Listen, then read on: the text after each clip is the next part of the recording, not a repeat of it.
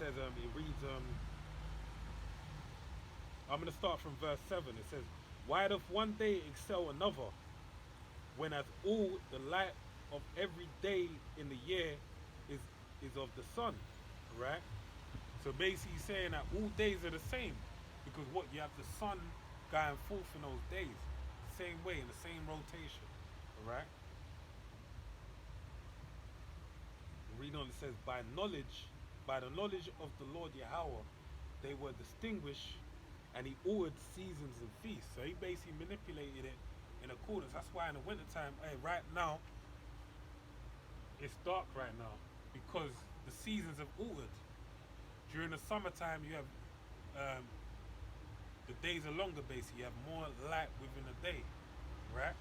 So you have a longer period of light. But then during the winter time, you have a shorter period of light, right? Because that's the Heavenly Father establishing seasons, right? And making them diverse in their ways. So it says, read on, it says, some of them have he made high days and hallowed them, and some of them have he made ordinary days, all right? Like one key high day that's very consistent through the course of the year is the Sabbath, all right? But the Sabbath is ordained by the new moon, all right? So you have 12 new moons in a year. And then outside of that, you have Sabbaths that roll on every other week, every other 7 day following in concession, all right?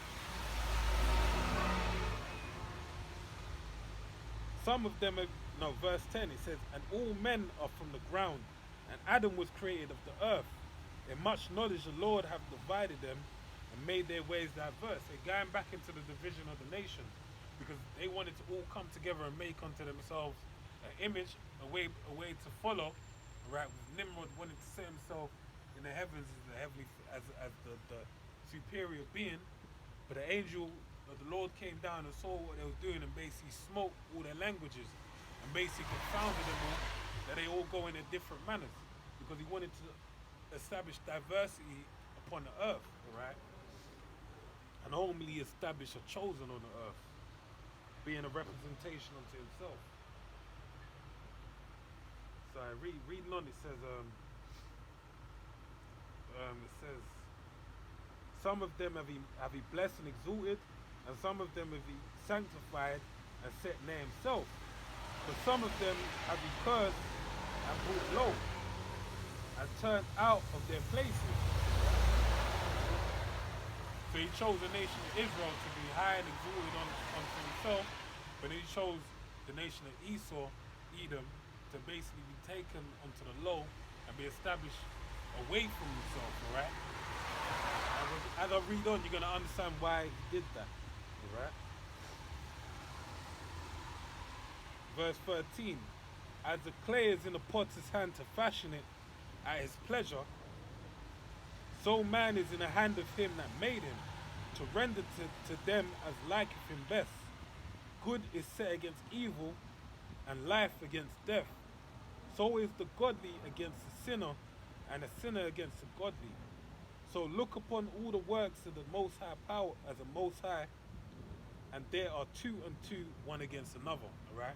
So this mark of the beast is not exempt from being established as one of the works of the wicked, alright, and then the mark of exemption being one of the works of the righteous, basically, right? So now let's go on to Revelation 13. Let's read it again. So it says, start from 15. It says, and he had power to give life unto the image of the beast. Alright? So he basically gave, and the word there in the precept says breath. Okay?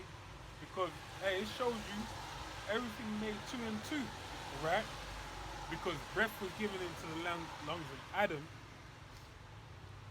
which the book of Wisdom of Solomon, the 7th chapter, basically goes into basically saying that it's wisdom, right? Whereby they had life, right? And it's the same with this mark here, all right? Let me read it again. And it said, and he had power to give life unto the image of the beast, all right? So he gave breath into it. And what was the breath he gave into it? The rule, democracy, all right, equal rights, um, LGBTQ, all right, the financial system, all these different things within Esau, the beast system, is basically part of the image of the beast that gives life onto the beast, all right? Gives away a structure as to how to conform to the beast, all right? So it says,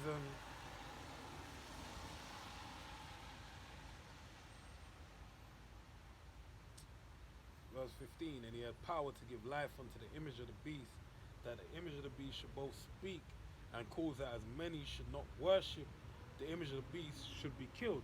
So basically, if you don't follow and adhere to the image of the beast, then death awaits you, basically, right? And when we read in more into it, you're going to understand it more. So it says, and he calls it all, both small and great, rich and poor, free and bond, to receive a mark in their right hand or in their foreheads, and that no man might buy or sell save he that have the mark or the name of the beast or the number of his name, right?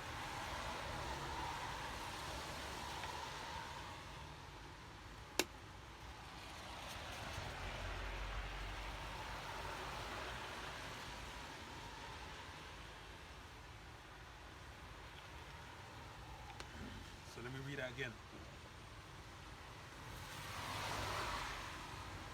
Verse 16, it says, and he causeth all, both small and great, rich and poor, to receive a mark in their right hand or their foreheads, alright? So basically it says small and great, rich and poor, basically all across the board, they want them to take a mark in their right hand or their forehead, alright? Now when you guys, this is how we understand the mark as to being the RFID chip. Now when you go into the Greek, the New Testament is a translation from the Hebrew into the Greek, alright, into the English. So when you go back into the Greek, what the word you have there for mark is basically wow. It's Satan, man. Is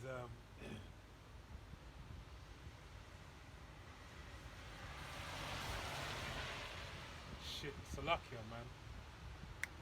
Satan throwing another word in my mind and it's totally far removed from that.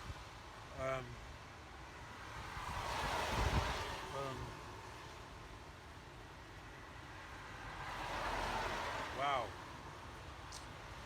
Corrupt. Corrupt.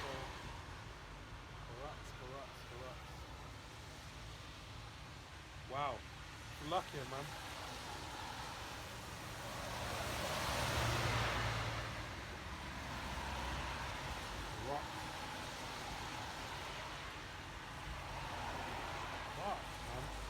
Salakia, man. It keeps on throwing a Hebrew word in my mind, but I know that's not the word. But I'm trying to remember. It's not allowing me, because I know the root word before that is corrupts, and then the root word after that is grapho, but it's the one before corrupt.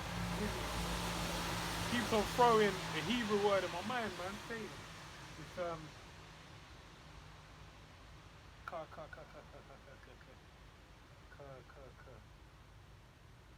corrects. Why is it doing this, man? Salakia. Let me that's Satan, man. Because I don't have it written in my word either. So corrupts. Hold on, man. I'm gonna get this, man. Lord willing, through the Spirit.